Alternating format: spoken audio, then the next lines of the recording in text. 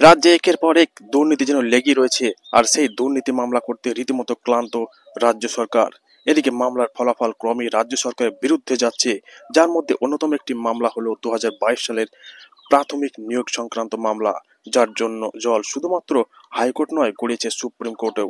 তবে আজ সেই মামলা অর্থাৎ ডাব্লিউবি প্রাইমারি রিক্রুটমেন্ট 2022 কেস শুনানি শেষ হলেও এখনো মেলেনি রায়।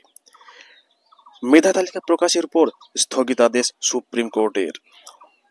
সূত্রের খবর, 2022 সালের 11,765টি শূন্য পদে প্রাথমিক শিক্ষক নিয়োগের প্রক্রিয়া শুরু হয়েছিল। ওই বছরই ডিসেম্বরে শুরু হয়ে গিয়েছিল ইন্টারভিউ প্রক্রিয়া। আর এই নিয়োগ প্রক্রিয়ায় সুযোগ পাওয়ার আবেদন জানিয়ে হাইকোর্টের দ্বারস্থ হয়েছিলেন 2014 সালের প্রাথমিকে টেট উত্তীর্ণ কিছু চাকরি প্রার্থী। তাদের দাবি ছিল তারা ডিএলএড কোর্সে ভর্তি হলেও নিয়োগের বিজ্ঞপ্তি প্রকাশের সময় মার্কশিট কপি হাতে পাননি। এরপর সেই মামলা হাইকোর্ট থেকে গড়ায় সুপ্রিম কোর্ট পর্যন্ত। আর তখনই প্রাথমিকের মেধা তালিকা প্রকাশের উপর স্থগিতাদেশ দিয়ে দেন শীর্ষ আদালত। শুনানি শেষ হলেও রায়দান এখনই নয়। এরপর প্রাথমিকের মেধা তালিকা প্রকাশ করা হয় 9,533 জনের এবং তাদের নিয়োগের নির্দেশ দেন শীর্ষ আদালত তথা সুপ্রিম কোর্ট। এদিকে ফের নিয়োগ সংক্রান্ত ঘটনায় ফের মামলা ওঠে কলকাতা হাইকোর্টে।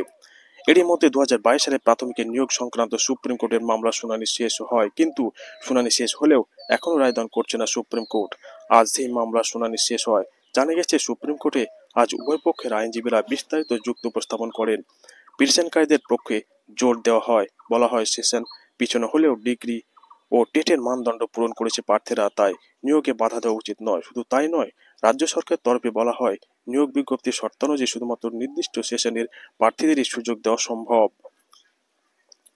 যদিও সুপ্রিম কোর্টে আজ এই প্রাথমিক নিয়োগ সংক্রান্ত মামলা রায়দান না করলেও খানিক স্বস্তিতে রয়েছে চাকরি প্রার্থীরা। এই প্রসঙ্গে চাকরি প্রার্থীদের তরফের আইনজীবী বলেন, বর্তমানে সুপ্রিম কোর্টের অর্ডারের ভিত্তিতে প্রাথমিক বিদ্যালয়ের চাকরিরতদের ভবিষ্যতে সমস্যার সম্মুখীন হতে হবে না বলেও মনে করা হচ্ছে। তবে কি রায় দেয় শীর্ষ আদালত, সেই দিকেই তাকিয়ে রয়েছেন মামলাকারীরা। এরকম তথ্যবহুল ভিডিও পেতে আমাদের চ্যানেলটি সাবস্ক্রাইব করুন এবং সঙ্গে থাকুন।